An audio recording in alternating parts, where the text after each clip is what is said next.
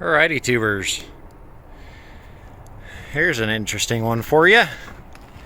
We've got a 1985 Toyota minivan. I can't remember exactly what they're called. I think they're just called Toyota van, like the Toyota pickup. It's got Oregon plates on it. Looks like it's been sitting since 2012. Just picked this up from a storage unit that is getting rid of a bunch of delinquent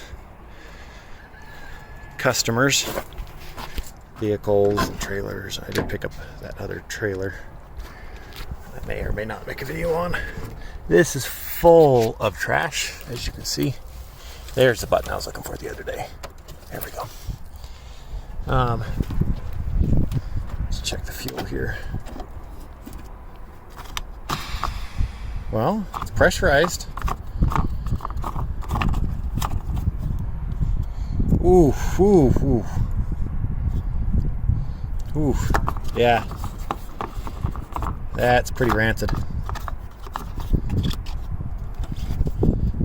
Yeah. They're able to give me a key with it. The title. It's got some damage right here. Somebody's been in there trying to push it back out again. If I could find just that nose piece and replace it, I would. These guys are actually rear wheel drive. There's another Oregon plate, 2012. Actually rear wheel drive. It's a whole bunch of trash I pulled out of the battery box right here. Yeah, battery box sits right here behind the rear wheel. Little 4-cylinder up in there I have not been able to look at yet or check oils or anything. I'm going to hook up my jumper box here. Let's see if I can get you a good enough view as I do that.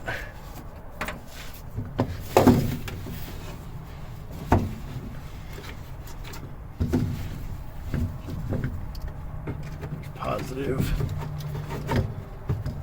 I'm positive that is positive. There's negative. Let's turn the boost box on and then override. So it's just supplying power now. And this is a torsion bar style suspension. So you can actually lift and lower these pretty easily. My thought with it is a little bit of a lift. What's the back? Is it sprit leaf, I'm gonna guess? No, it is coil. It's coil in the rear. I'm thinking about putting just a small lift on it, even though this is not the 4-wheel drive version. This is the 2-wheel drive version. A little bitty lift.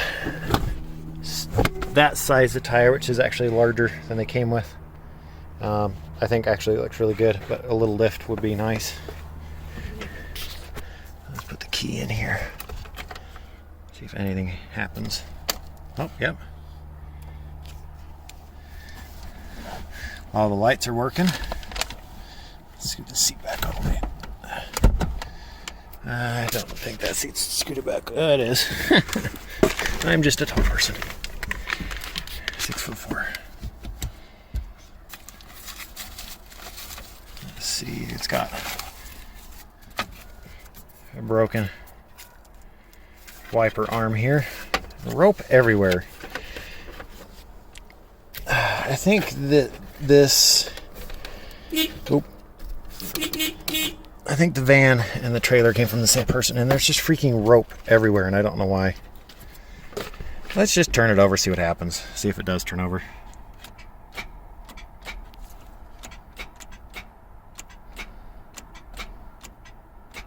So, not turning over.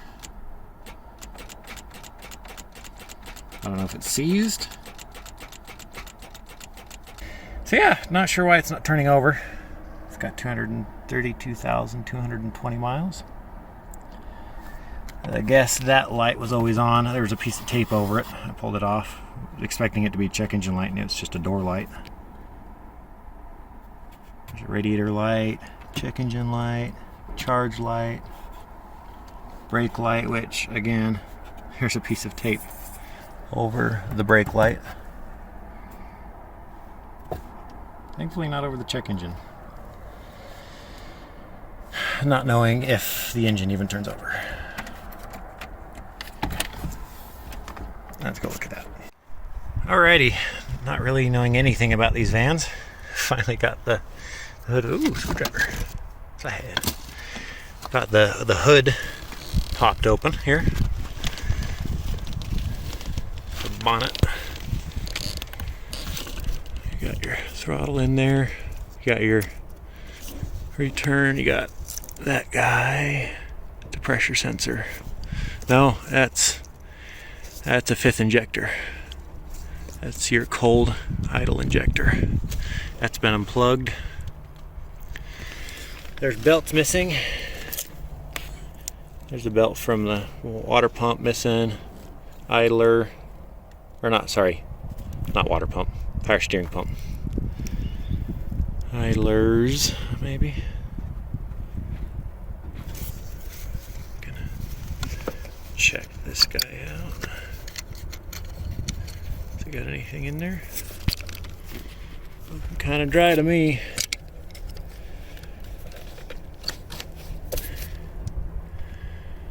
Unfortunately, that crank down there is really awkward to get to.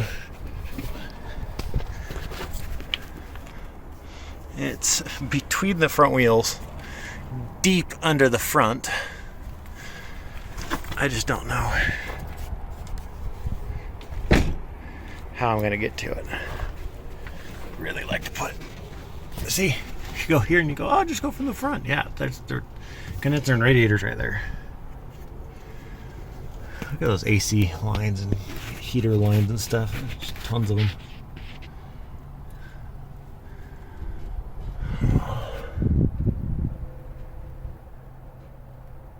I don't know, guys.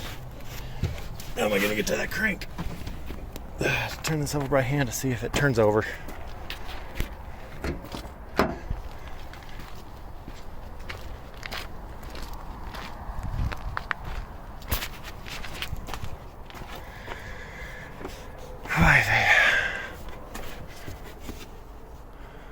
They supposedly had like an ice box in the front here. Yeah, it does. Yeah, there's an ice box in the front right there, and while you're driving around it actually cools down like a refrigerator as long as you're using your AC system. Yeah, all the plastics right here are all broken. I'd throw something on the power steering pump here if the belt was still there. How the crap am I going to get to that crank? Because seriously, the crank is about right here.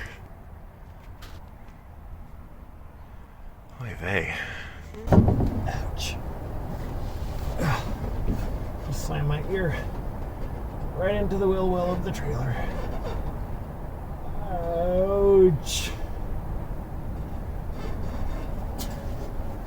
The starter that's on this thing's not original, I can tell you that much. Somebody's changed it at some point.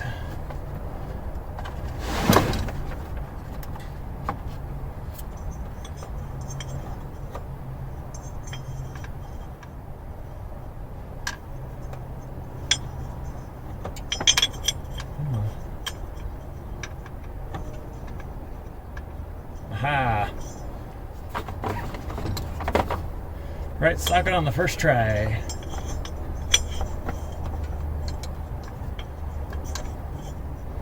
Can we do this without an extension?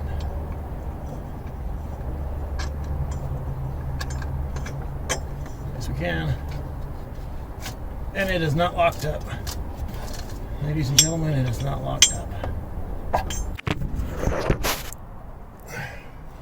Got a Ford in the background.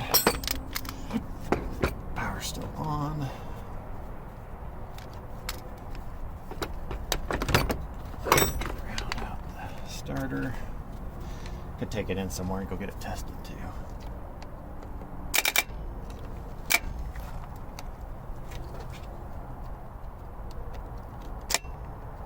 So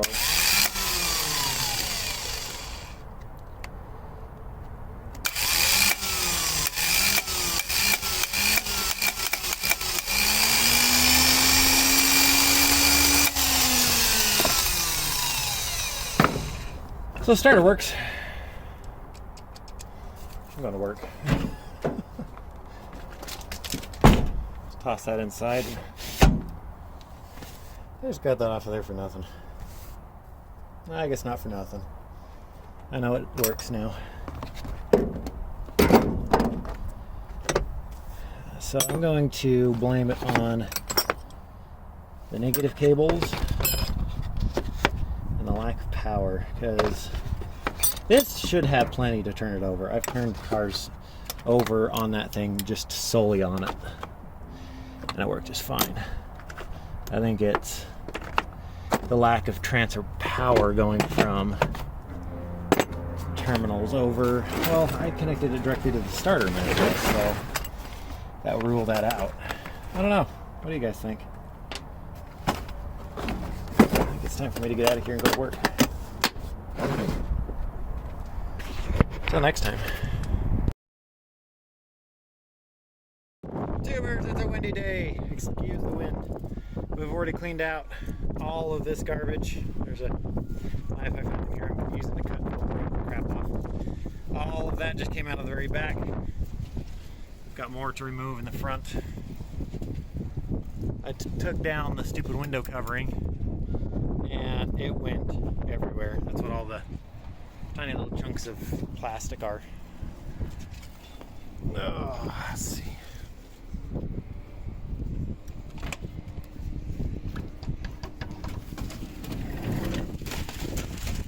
Yep.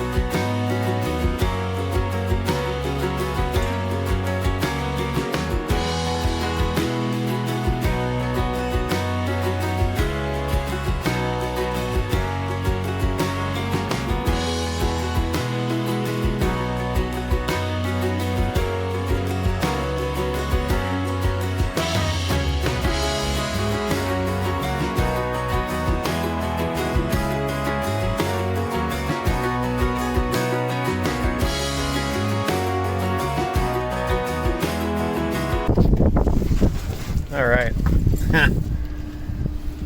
This is the model with the ice maker in it.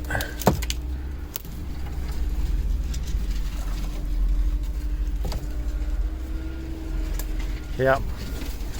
At least that's been kept open all these years with that rope. What is that, an address book? No. So at least we can get into that engine now. We can actually tilt this up. We got that guy falling down, it looks like. Take these guys out of here. But it's a lot better than it was. A ton better. There's still stuff to be cleaned. There's still stuff to be done. Really too bad that the center seats are out of here. But look at all that. Look at that tonnage that came out of here. Sad and it's gross. I wish all that would come out of here, but at the end of vacuum on that. The van just lost a lot of weight. I would love to know exactly how much weight we just took out of that thing. Well, until next time, tubers. Stuff up here. Alrighty, tubers. Now we got that fan all cleaned out. Let's get into it a little bit more here. See if we can actually get into the engine bay here and get working on it. I'm gonna have to get this guy moved out of the way. That looks like a bad idea. A big nail right above your head. It just seems like a bad choice. Let's just remove that guy. For some reason this guy really likes nails. If you can hear a little generator running in the background, I've got a generator charging up some batteries so I can work on this guy. So there's a screw right there. It goes right here that's missing. And then it's over there. It's actually screwed in, but that part's not in the mount. So I'll have to get this guy all mounted up and looking good. Wish I had something to prop him up with. There's the battery box. Looks like the lid might be missing. I didn't see it while I was cleaning it up. Oh, it feels so much nicer in here without all that garbage. Let's get this guy propped up.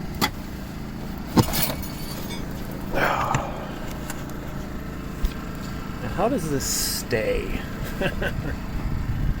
Is there like a hood prop? I'm not seeing a hood prop. Nope, no hood prop. Can this be used somewhere? Huh. I wonder if there was originally something that went right onto that and went into there. That'd make sense to me. I bet you there was something originally that went from there to there. Well, I'll find something. Alright, so I used an old torque wrench. It's just a giant ratchet now because the torque end of it broke a long time ago. Found on the side of the road by a friend. Gave it to me, and the torque, the clicker bits on the inside are all just totally destroyed. So it's just a big ratchet. Been a big ratchet for a long time. But it's propped up right here. It actually works real good. So, where's the oil dipstick? Where are you? Hello? Oil is full. Doesn't look terrible. What's it smell like? Smells really old. Doesn't smell like oil anymore. We already checked the radiator cap. There's nothing in there. That fifth injector is unplugged, cold start injector. Let's go back and look at the battery box. All right, again, really the first time I've really seen the inside. Got some controls, a piece of something there.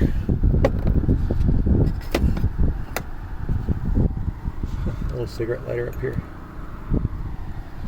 All right, battery box. Got a piece of brass in here. Got a battery. It's an old extension cable. Somebody's connected that to. Probably running something off of it. Piece of wood. There's your positive. The negative is gone and missing, but I bought a new one today or yesterday. So I'm going to go underneath where the negative cable, one of those I think was the negative cable, wherever that guy's hooked up. I'm going to hook my new battery cable up to it or run it from there to the engine block area and make sure the chassis is grounded as well. And then we will go back to the front and see if we've got enough power, see if it was actually that jumper box not jumping well enough or if it was the starter issue. I've tested the starter though, it works just fine. gonna get that starter installed as well. Alrighty, so we've got a used battery installed, got a new battery cable installed, the negative starters reinstalled.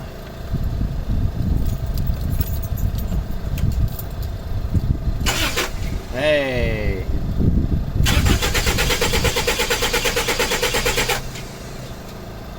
we got crankage. Let's see if we can plug in that fifth injector again. There we go. Fifth injector's plugged in. Good connection or not, I'm not sure.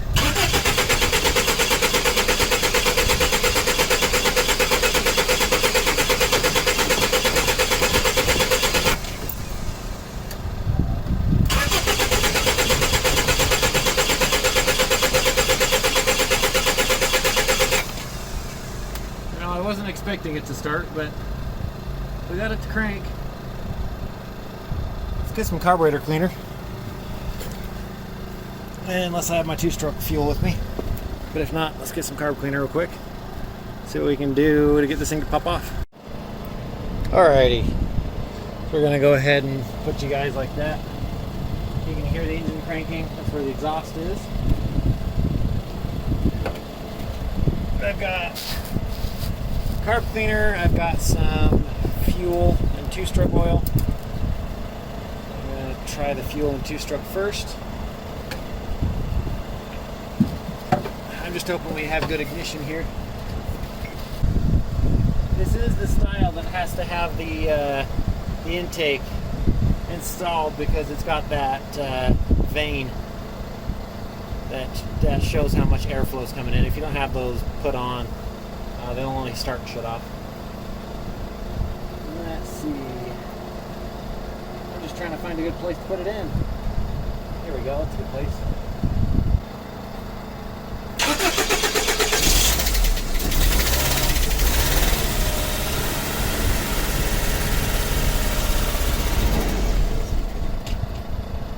All started and ran. Got a little more.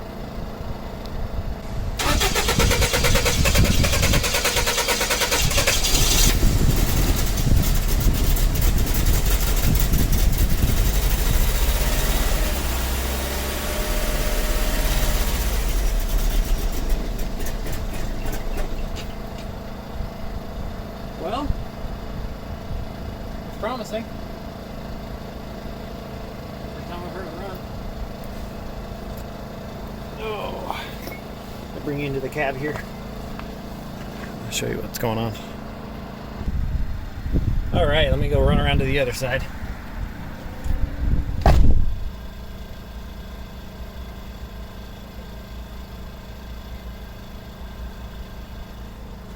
Oh, goodness.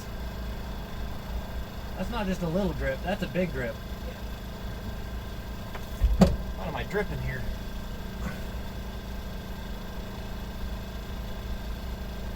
What is that? There's a bunch of oil underneath the van. Well, that's not good. I'm dripping ATF all over my brand new trailer. That's just wonderful. Come on.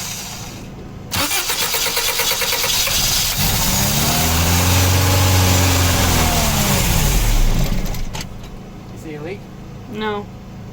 No. Try it a couple more times.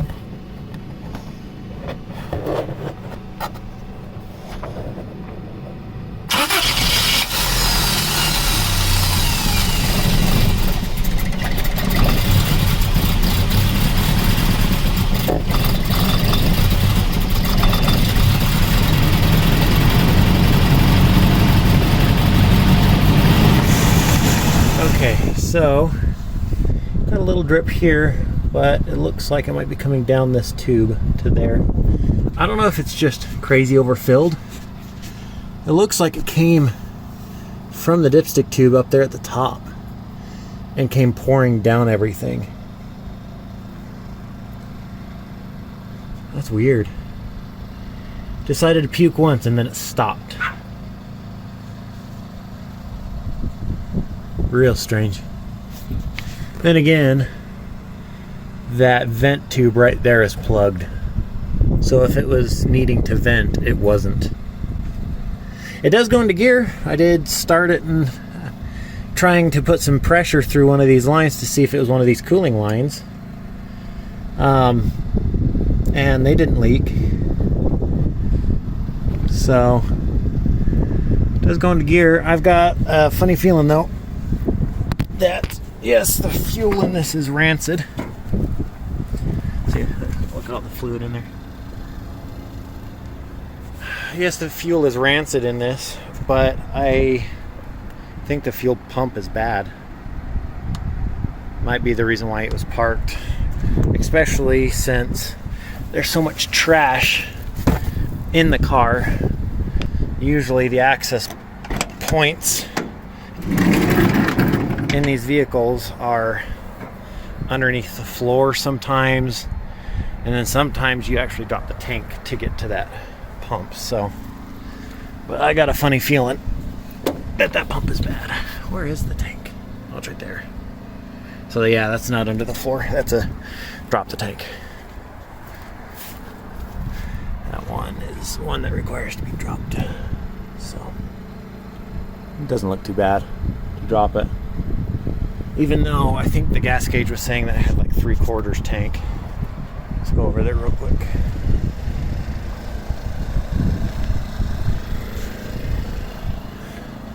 Kind of a cool cinematic shot. Yeah, I've got the mix in there, and then the carpet cleaner. I was running on that mix. Oh, hey, looks like it's got nearly just a 1/4 tank. Cool. Sweet. All right, well, I think we're gonna call it there. I think we're done for the day. We've gotten somewhere closer to it running. We do need to check that tranny fluid, wherever that dipstick is. The dipstick's supposed to be right here, but it's not bolted in, and I couldn't get it bolted in. I will have to in the future, soon. I don't know where that dipstick is. It's right there. It's all the way in the back. Yeah, it's all the way back there. It's supposed to be up here further. I ended up just taking the not PCV, it's not a valve, but the breather for the valve cover off, flipping it backwards and pouring gasoline into the intake that way. So, like I said, I think I'm going to call it there. Call it for the night. Research and see what fuel pumps to take. I actually have a brand new fuel pump for a 93. It's a 93 Toyota pickup. Yeah, 93. I know this is an 85. And then parts may not interchange, but I'm going to check part numbers. I'm going to check different things. So if I don't have to buy a fuel pump for this, and I can just use that one, I'm going to do that. So, I call it there. Hope you have a good one, tubers. I might continue on to this video, but this may be a multi-part video. This may even be part 2. Who knows? There's that vein I was talking about. You can actually tune these veins. But pretty promising, especially not seeing just smoke pour out the exhaust. Really don't think it's burning much, if any. So, sweet. Till next time. Bye.